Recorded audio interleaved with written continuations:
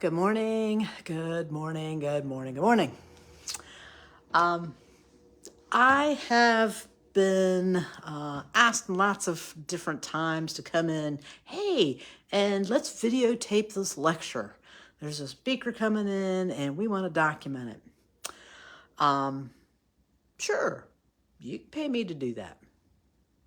So I'll go in and I'll ask, well, what are you going to do with it? Where's it going to go? Where's it going to live? Who's it for?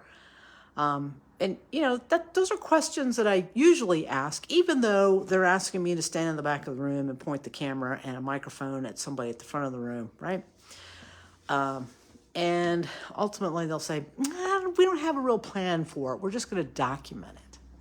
And historically, some things make sense to document in an evolution of a cultural movement, a internal decision making, pivoting, things that are going to make a big difference in the history of a company, an agency, or nonprofit. Sure, those things make sense, especially if it has the content has what I call evergreenness that can be referenced back by your clients, your customers, or your internal staff to make a difference in shifting mindset and culture.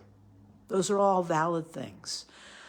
But if you can't tell me that is what you're doing, when you ask me to come videotape a lecture or this event because it's happening at your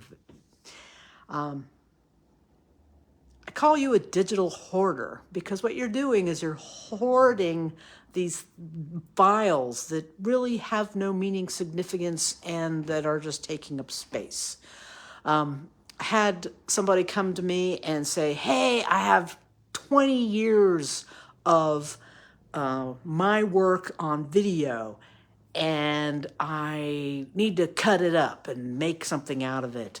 And I'm thinking 20 years of content, 20 years of content. Now, that is a lot of content, even if it's just 1 hour a day for 20 years, or like maybe 10 days and an hour a day. That's still a heck of a lot of data that person is hoarding. And ultimately, I think, what has changed in the approach that you might be using on camera, because you're saying, well, these are sessions that show the evolution and how I perform this task, right? And I think, well, how have you refined it in 20 years? Hasn't it changed? Would the hour of video 20, 19, 18 years ago be obsolete and that you are better at it now? I'm just thinking that maybe that content really doesn't serve you today, for your clients today, your methods today, the way you operate today. Photos are another thing that are hoarded. I get it. We have photo albums with stuck pictures that are fuzzy, and maybe you can see a little tiny person in the back and say, I think that's Aunt Gertrude at the family reunion. Those are documentations and archives that I get. But there are some hoarding on the digital photo side that just don't make sense to me, right? I have a lot of them.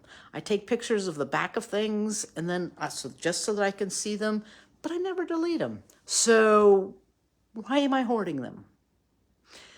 When we get to media, it feels like, back in the old days, we had to have tapes, or we had vinyl, or we have cassettes or CDs, right? Those are physical bits that lived in the world, and we had to find someplace, a shelf, a container to hold these things. And now, when it's digital, it feels like you're not hoarding, but really you are. You have to fill up your Google Drive, your Dropbox, or whatever digital container that you have, like your phone, right? You can buy iCloud, you can buy, the Google Drives, and I'm sure Android has something as well, but why are you keeping all this data? Who's going to go through it? Because when you're asking me, you're going to hire me to do the video, and I've got 20 years a video, and I want to make something out of it. Well, that's super overwhelming. But ultimately, how is that serving you? Isn't it just piles of newspaper in your dining room? Try not to be a digital hoarder. And when you're making plans for what it is that you have, the media that you have, it really needs to be something that speaks to you spiritually, mentally, culturally, or the evolution of thinking. So try not to be a digital hoarder, and then try not to make me part of your digital hoarding by asking me to come videotape your lecture because somebody is coming to speak to your employees. That's all I got. I hope you find a moment of bliss. We'll see you tomorrow.